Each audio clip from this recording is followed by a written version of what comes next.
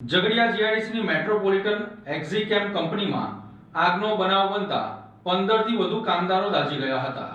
ઝઘડિયા જીઆઈડીસીમાં આવેલી metropolitan એક્ઝિકેમ private limited નામની કંપનીમાં ભીષણ આગ ફાટી નીકળી હતી। કંપનીના ઉત્પાદન યુનિટ 1 તરફથી આગની શરૂઆત થઈ હોવાનું સામે આવ્યું હતું।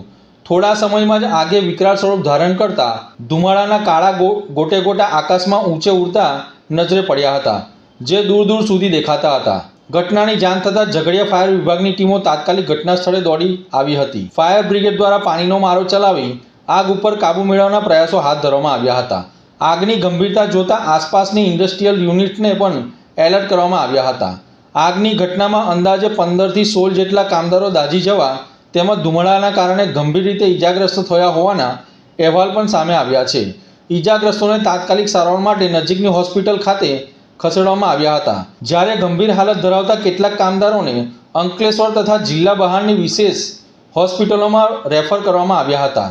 ઇજાગ્રસ્તોમાં સાગર પટેલ, અરુણ તિવારી, કલ્પેશ વસાવા, શકીલ આફતાર, હાર્દિક પરમાર, બુધનકુમાર, અમનકુમાર, હરિપ્રકાશ, રોનક પટેલ, પ્રવીણસિંહ, રમેશ વસાવા, મુસ્તનકુમાર, ઈશાન યાસીન અને રાકેશ વસાવા સહિતના કામદારોનો સમાવેશ થયો હોવાનું જાણવા મળ્યું છે।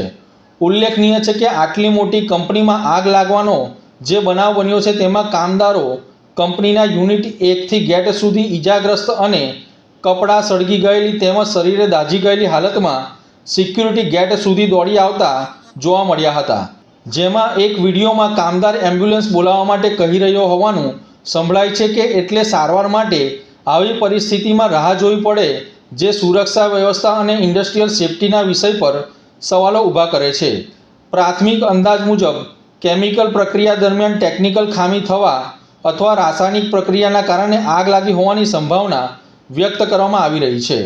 જો કે આગ લાગવાનું ચોક્કસ કારણ હજી ફેક્ટરી ઇન્સ્પેક્ટર, જીઆઈડીસી તંત્ર તથા પોલીસ દ્વારા હાથ ધરવામાં આવી રહી છે।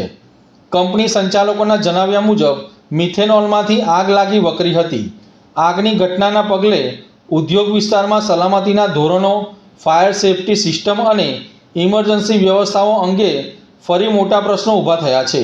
સ્થાનિક લોકોમાં પણ ચિંતા ફેલાઈ હતી, કારણ કે ઝઘડિયા જીઆઈડીસી કેમિકલ ઉદ્યોગ માટે સંવેદનશીલ વિસ્તાર માનવામાં આવે છે। ફાયર વિભાગના અધિકારીઓએ જણાવ્યું હતું કે આગ પર નિયંત્રણ મેળવવા માટે સતત પ્રયાસો ચાલુ રાખવામાં આવ્યા હતા। આગની ઘટના બાદ કંપનીના માલિકો, મામલતદાર, જીપીસીબીના અધિકારીઓ તેમજ સ્થાનિક ધારાસભ્ય રીતેશ વસાવા પણ ઘટના સ્થળે દોડી આવ્યા હતા।